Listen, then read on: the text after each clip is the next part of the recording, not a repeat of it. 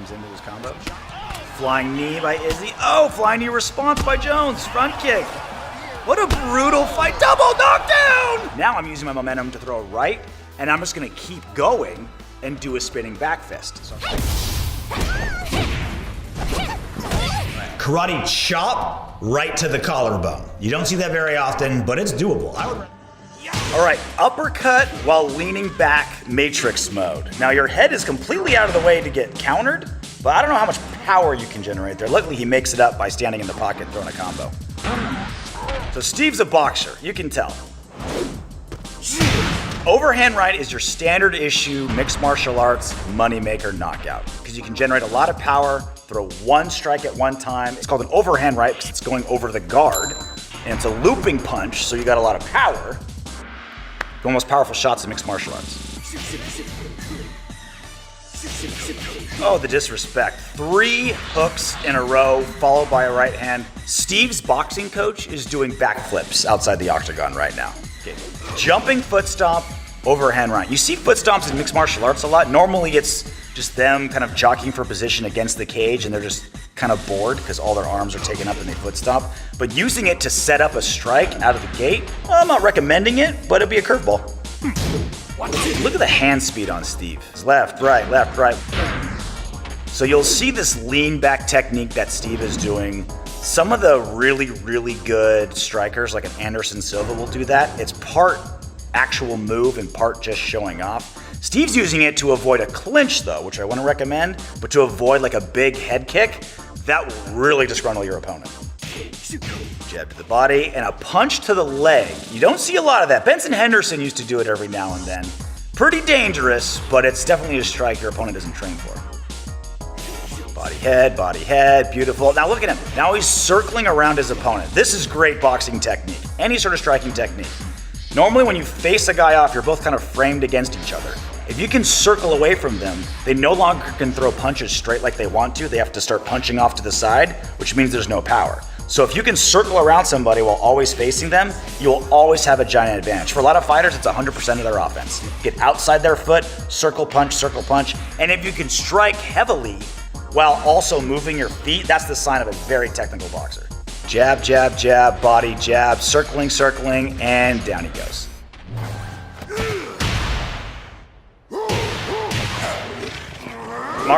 Marduk. So he's got the MMA gloves on and knee pads. So you know he's ready to go. He knows what he's up to. He came well prepared. Video games love those uppercuts.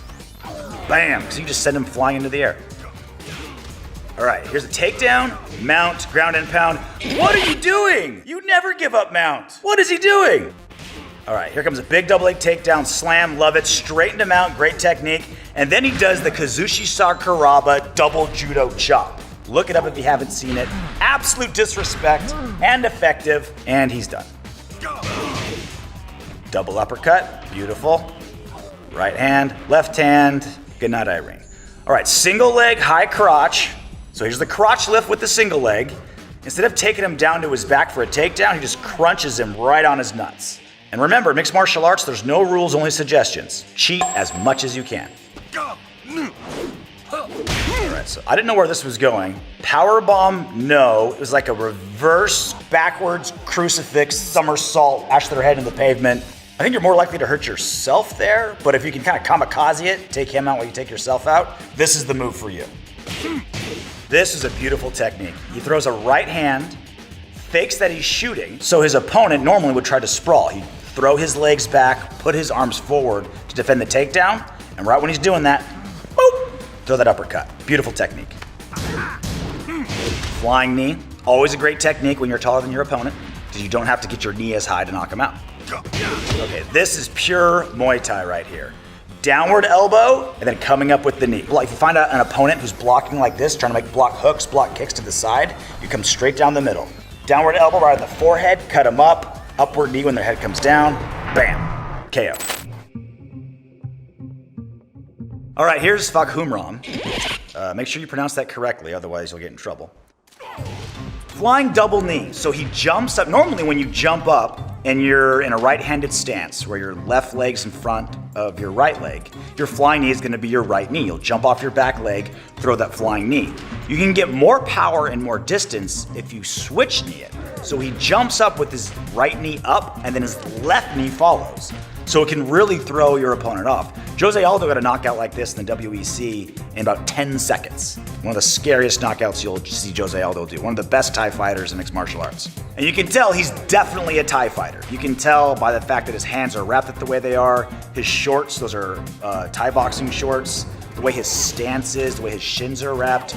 Clearly a Thai fighter before I saw him throw one single strike. And the Thai fighters are nuts. In Thailand, they have like 5-year-olds doing professional Thai fights. 100 dudes smoking cigarettes, waving dollar bills around, betting on 5-year-olds fighting each other. These guys were born and bred to fight. They've been doing it their entire lives. Don't mess with a Thai fighter.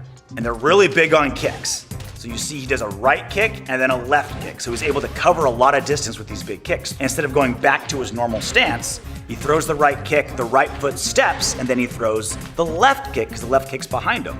So if you have a retreating opponent, you can throw these big kicks and just follow him. Beautiful Thai work. Front kick and head kick. In Muay Thai, they call that front kick a teep, which is great for just keeping a fighter at bay. Not a lot of power, but it can position them right where you want them. Bam, head kick comes right behind it.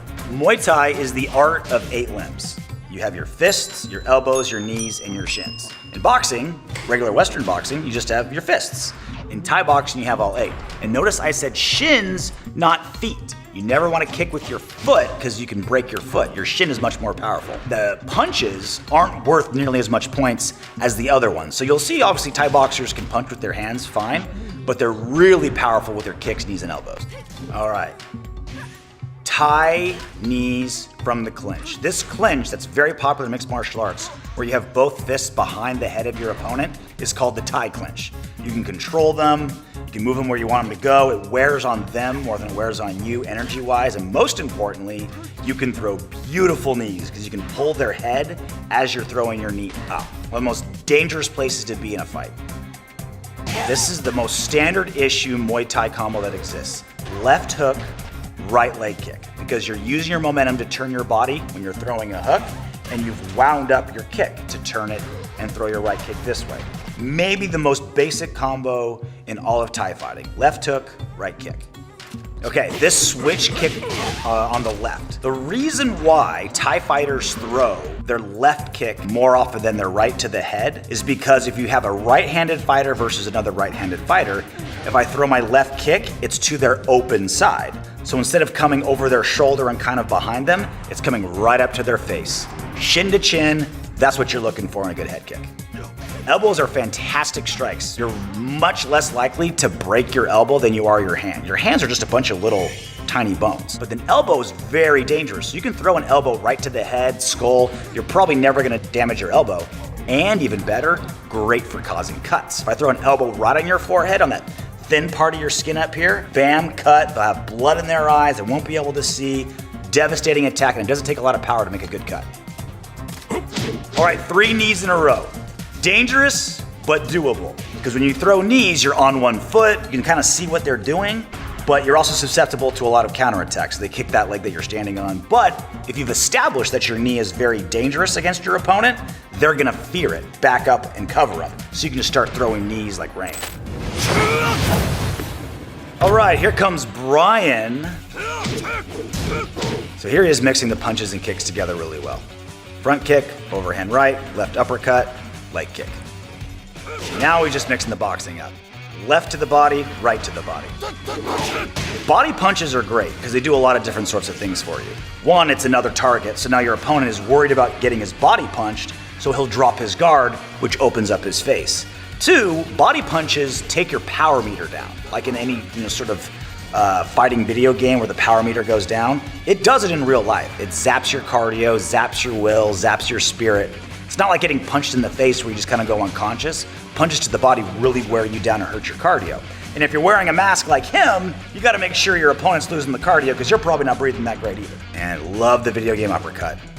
Up in the air they go. Woo! And spinning back elbow. Devastating attack. Your opponent never sees it coming. See, this is a great move. Faked a left hand, went with the right hand, and then a kick. Beautiful technique. All right, spinning wheel kick. This is a devastating strike, especially in steel-toed boots. If you can do a spinning wheel kick in steel-toed boots, you're probably gonna end up with some of your opponent's teeth in your soul. All right, here is King. King is clearly a pro wrestler. He's got the outfit, he's got the cape. He kind of looks like a mascot for a cryptocurrency company that Elon Musk is gonna invest in. He's clearly there for the flash and pizzazz. Now this is an incredible move, and I'm so happy we're seeing it in a video game. This technique is called a twister. It is one of the rarest, cringiest, toughest submissions you can get in mixed martial arts. You never see it standing, but you'll see it on the ground. An opponent will put one leg in, take the other person's arm, put it over their head, and basically just twist their spine till it hurts so much they can't be there anymore. Normally submission is all about using my strongest muscles against your smallest muscles. My arms against your throats, my legs against your arm. This one's the opposite. This one's my entire body weight and muscle against your spine and your trunk. Very, very rare. If you get that submission, you're winning submission of the year when the awards come out. All right, grip, little 180 spin, throw down. Again, pro wrestling move, tough to get in MMA, but damn, it looks fun. Now here's a cool combination. Right hook, overhand left, and uppercut. So you want to use your punches to set up your next punch. So he's throwing an overhand left, which should, if his opponent is smart, means he'll defend things coming from this direction and bring his head down, which means it's pushing him right into my uppercut. So I can throw my left hook to set up my right, I can throw my right overhand to set up my left. In this case, left overhand right into an uppercut, knockout. But he's using his claws too, which is a little extra. Get some meat. Overhand claw right. He's gonna need some stitches after that. And big throw. Very much a pro wrestling throw because it's big, high amplitude, nice slam. He falls clean, but you also have no control over your opponent after that. So I used all that energy to get on top of them. This move, you don't have any control over him, but he's a pro wrestler. He's just looking for style points. That's a great combination. The right hand spinning back fist with your left. If I throw a right hand, knowing my left hand's coming next. Now I'm using my momentum to throw a right, and I'm just gonna keep going and do a spinning back fist. So I have two strikes on the same side, gaining more momentum after each strike. Oh, this is a great move by King. Coaches will tell their fighters, don't throw body kicks on a guy with good takedowns. Don't throw body kicks on guys that wrestle really well, because they'll catch that leg and turn it into a takedown, which is exactly what King did here. Jiu-Jitsu 101. Double leg takedown, get on top of them, get the knee bar.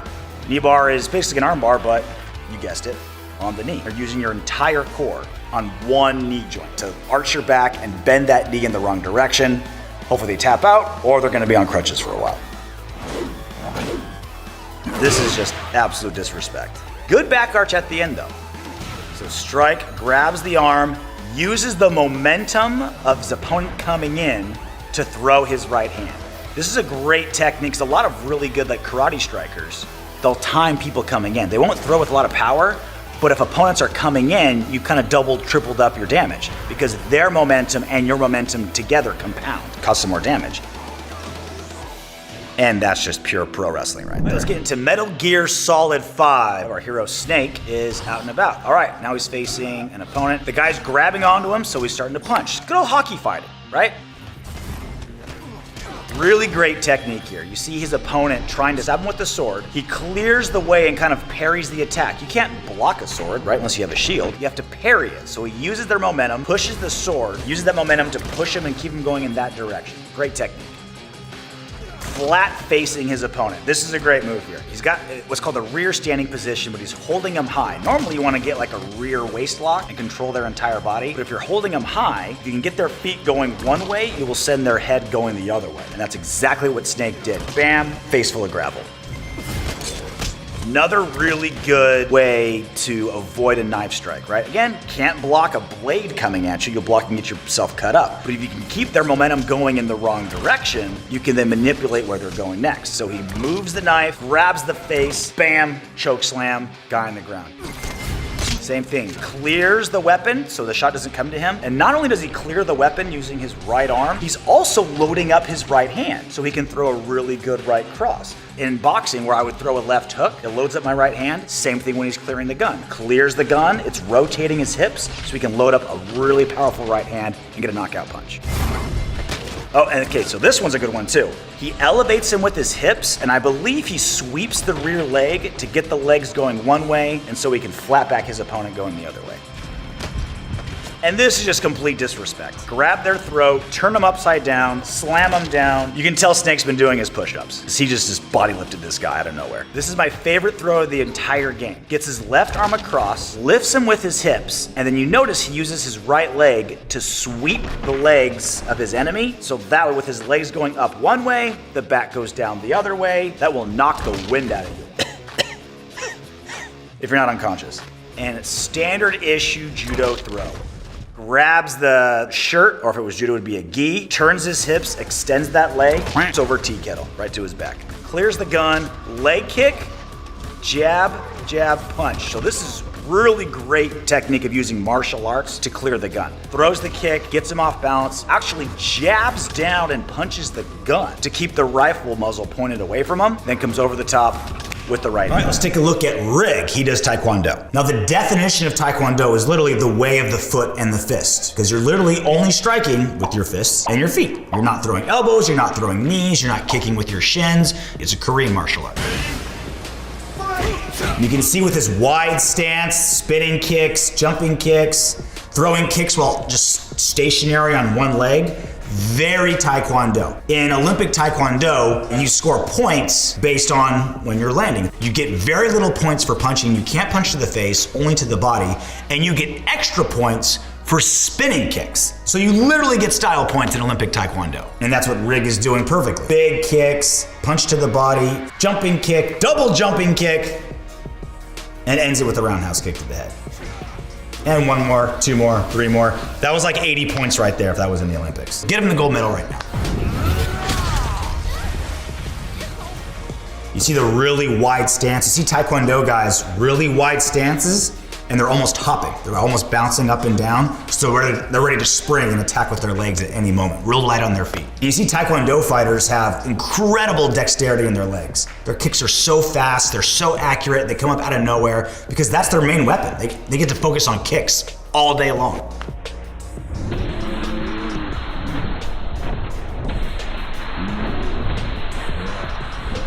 See, that was like 7 360s in a row and he just scored 100 points. All right, up next is Bayman. He does combat sambo. Now, combat sambo is the closest amateur martial art to mixed martial arts. Punches, strikes, kicks, takedowns, ground game, submission. I'll end this quickly. Russian martial art. Got the accent, obviously. Punching somebody with boots, or kicking somebody with boots on. You're literally gonna be pulling teeth out of that boot when you're done with them. And because it's a military martial art, you can see he's got his gun holster, he's got a knife, he's got his combat outfit on. That's exactly what they would do. And there's submissions in combat sambo. So here we go. He goes for the clinch, steps on her leg to get his other leg over her face, isolates the arm, and breaks it while standing. Just gruesome. Knee, push kick, sets up the clinch, steps on the thigh, other leg over, and just snaps it. Normally in like Brazilian Jiu-Jitsu or an amateur competition, when you get an arm bar, you get it stationary, and then you just gently go and give your opponent a chance to tap. If you're fighting for your life, or if you're in war, you don't want them to tap. You don't want them to, get out. You want to just grab it and just break it as fast as you can. And that's what this sicko just did. Spinning back fist, bam, right in the face. That is a fight ender for sure. All right, here is Jan Lee, who does Jeet Kune Do, which is Bruce Lee's martial art. Kind of looks like Bruce Lee a little bit, right? Jumping kick, and then spinning back fist, and then a hold, right? Very cinematic for the movies. You throw the spinning back fist and you hold it and you flex. You don't want to do that in actual fights. You want to get back into your stance, but for the movies, which is what Bruce Lee did, which is what I'm assuming Jan Lee wants to do, that's how you do it, because it looks good at the end.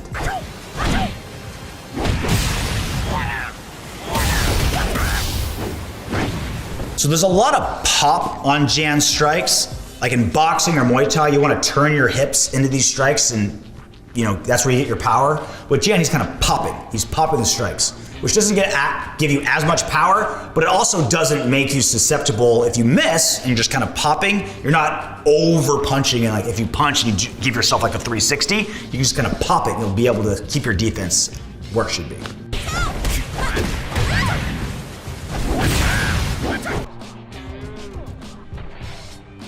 Eat the kick, catch the next kick, use it as a throw, and when she gets up, jumping side X kick.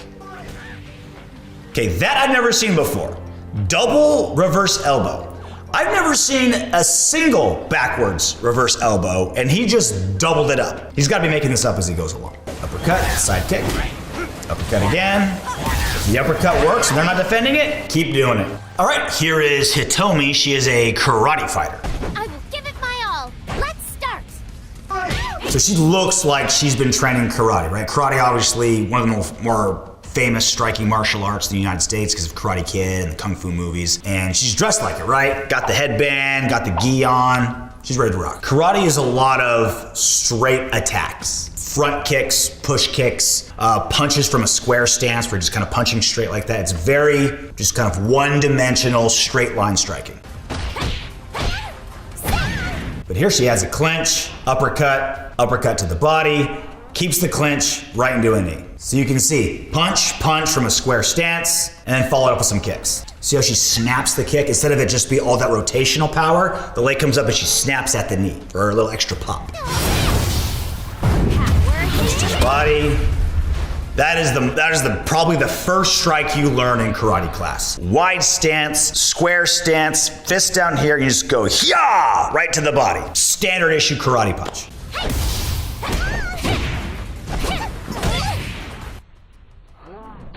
All right, karate chop right to the collarbone. You don't see that very often, but it's doable. I would rather strike with a closed fist because it's more powerful than the chop. Winner! How is my fighting? Want to do it again?